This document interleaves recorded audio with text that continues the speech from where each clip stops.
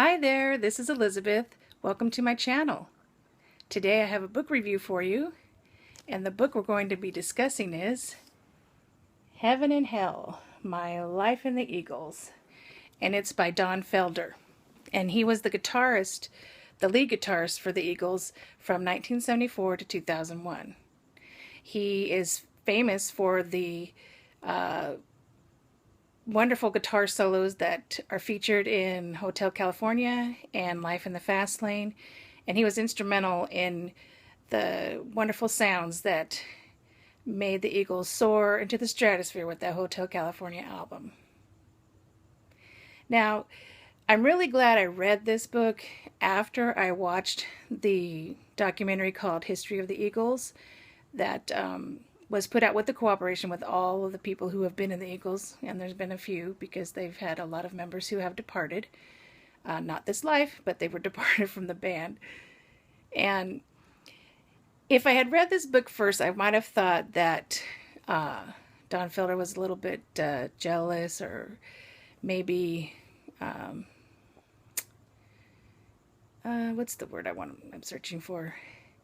Or maybe he was trying to retaliate for being asked to leave the band. I guess that's the word I was searching for. And no, he's not jealous and he's not retaliating. The rumors of Don Henley and Glenn Frey being jerks pretty much are true. And Don Henley and Glenn Frey copped to it in that documentary.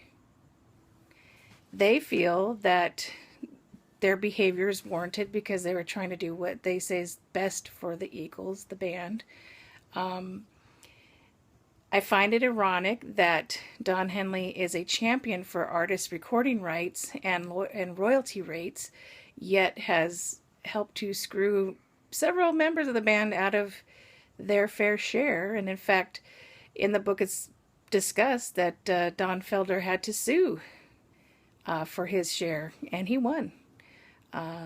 So it's hard for me to fathom that Glenn Frey and Don Henley, who have beautiful voices, write beautiful music, and are just so talented, are just kind of big jerks.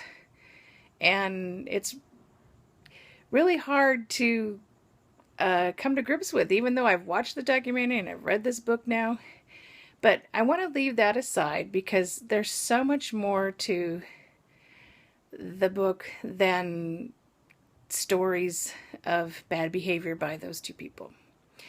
Don Felder is a very interesting man. He's had a very interesting life, and that is truly the focus of the book, and I was really glad that it was. He grew up very poor in the city of Gainesville, Florida, and he has one sibling, another brother, an older brother, and his dad worked, I believe, in a machine shop, and his mother stayed at home for a while, and then she got a job so that she could earn her own income and help with the family. And the father built their house himself, and the story of his kind of hardscrabble life, but yet having a family who really encouraged his musical abilities to a certain point until he became a teenager. Then his father was wanted him to be a little more studious and more involved with his schoolwork instead of the music. But the beginnings were there, getting him the guitar, the original guitar, and helping him learn how to record music and how to learn music, all came from his father. And even though they had a contentious relationship and didn't speak for many years later, he's very grateful for all that his father did to inspire his career. There's so many stories of people he met as teenagers. Stephen Stills, he taught Tom Petty how to play guitar, or Tommy Petty as he called him in the book. Great stories about Duane Allman from the Allman Brothers. And I really think that this book is more about the heaven part of his life than the hell. And I'm really pleased because I do follow Don Felder on Facebook, and I really find him to be very gracious to his fans, very appreciative of the life that he has and the opportunities he's had in the music business.